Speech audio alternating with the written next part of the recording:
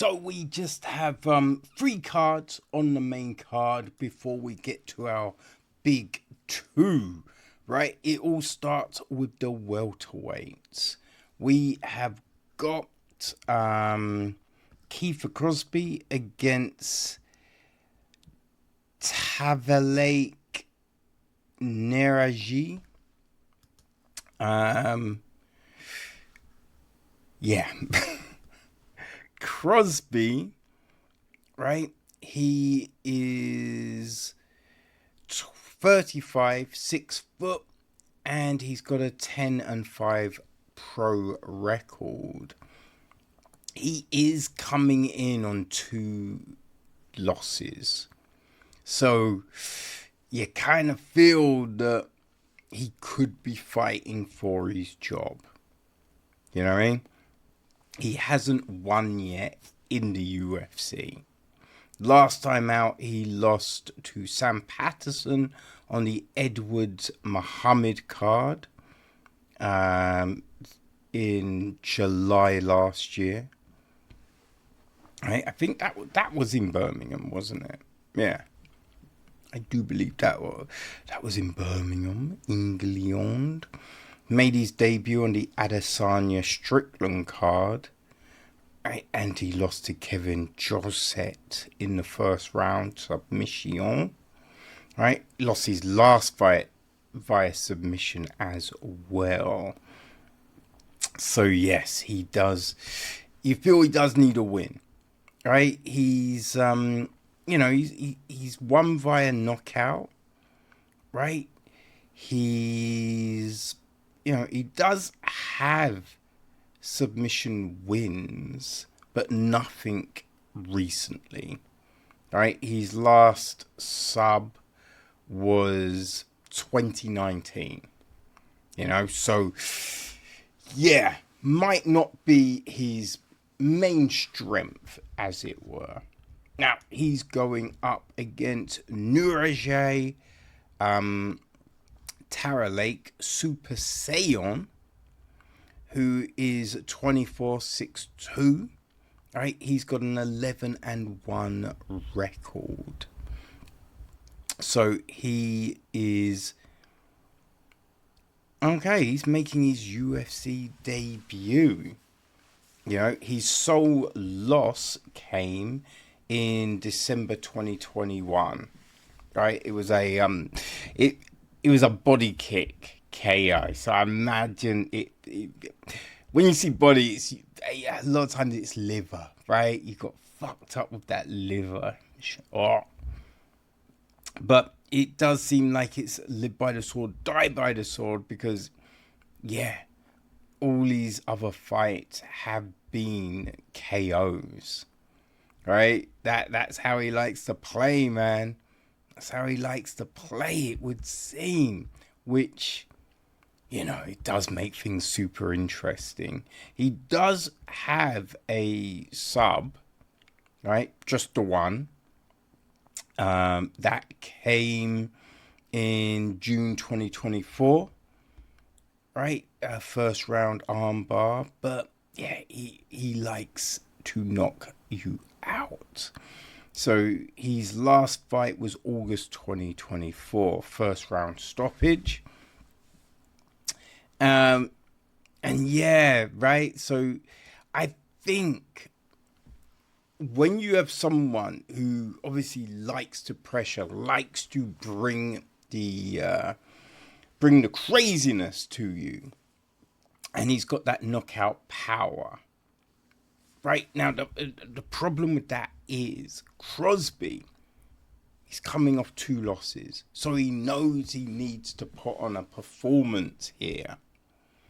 And I think that might leave him open to the big shot. That might leave him open. So I'm taking Taiyilake to get the win. So then we got the flyweights. We have Mudaerji against Kevin Borjas, which, hey, this is definitely a good fight. So El Gallo Negro, Kevin Borjas, Right, he's 27, 5'5". He's got a 10-3 record. He's coming off of a win against Ronaldo Rodriguez. That was March this year on the Moreno Erceg card. It was a 3-round decision, you know.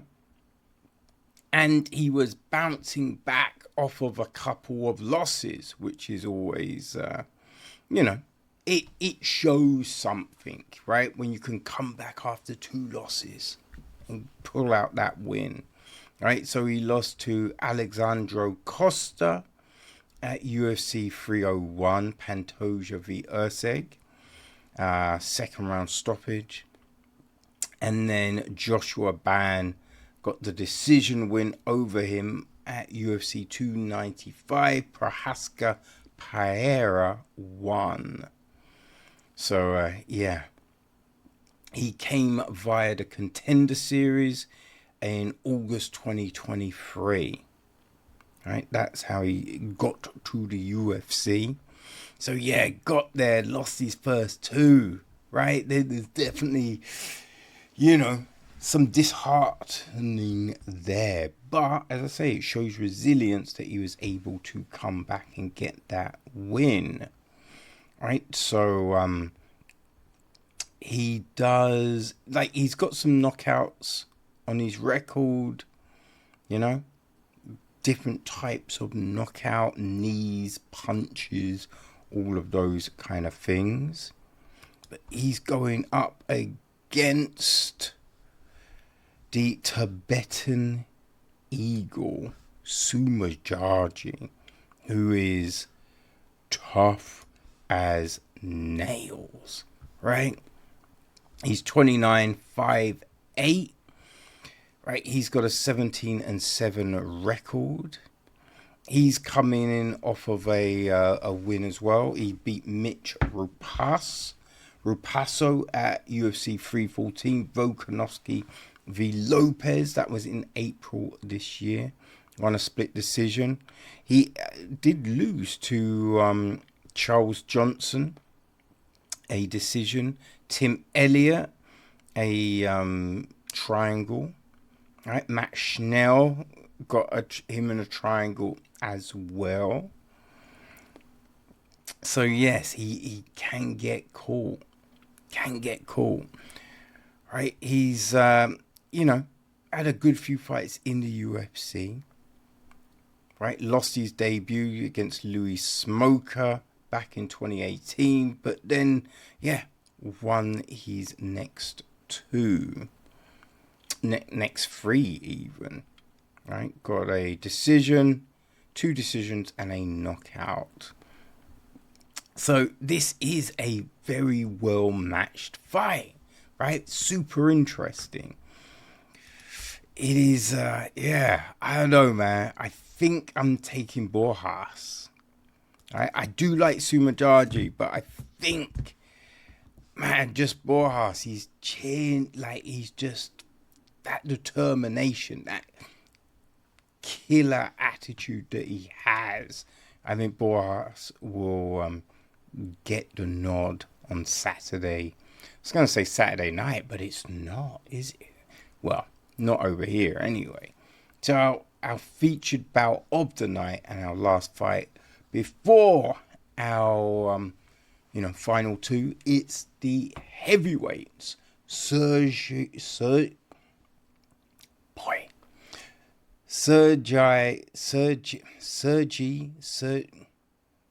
God damn it, what is wrong with me?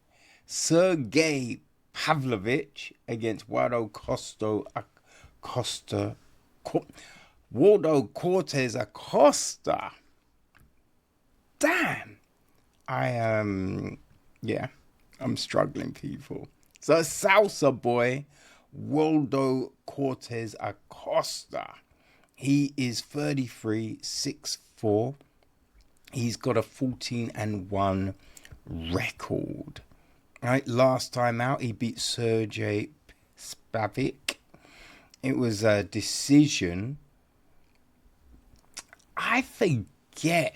For some reason, I think I thought Pavic won that fight. Right? I do believe it was Cortez's last fight that I did think decision went the wrong way. But he is finding ways to win. That's the big thing. He did stop Ryan Spann. Oh gosh, the fight he had against Robelis Despagnal was so. Oh, that was a terrible fight. It's just Acosta did slightly more, which wasn't much, but it was just slightly more. Boy. Yeah, he's been in the UFC since he got a contract on the 2022 Contender Series. All right, first round stoppage. He'd been in the LFA before that. And yeah, he's just been, just getting those wins, right? He lost to Marcos Rogerio de Lima, but after that blip in April 2023, he's just been doing his thing. Mainly decisions, right? But as I said, he finds a way to win. So he's going up against Sergei Pavlovich, who is 33, also 6'3", so I think an inch taller, and he's a 19-3 record. Right, so he's coming off a win against Jairzinho Rosenstruck. That was February this year on the Adesanya Inarov card. Before that, he lost to Alexander Volkov, right, and Tom Aspinall. But before that Aspinall fight, he was on a tear, right? He lost to Alistair Overeem, right, on the Blade Ngannou fight, the second one. That was November 2018, and that was also his UFC debut. But then he, just went on a tear. Got himself a title fight. And I think it's fair to say he has fought the better competition in the UFC. He's fought that slightly higher caliber of foes, right? Stopping Derek Lewis, Ty Tower, Tuivasa, right? Curtis Blades, man, he's got stoppages over all of them, you know. So it's impressive. Now, the last fight he was a little tentative, but I guess after coming off 2 losses, right, you just want to ensure you get back on the winning track. But yeah, I think Pavlovich has got that better fight IQ. As I say, he's fought the better competition. So I think Pavlovich should be able to get this done. Now, anything can happen in fighting, right? But yeah, I'm taking Pavlovich in our featured bout. And that takes us to our co-main event of the evening.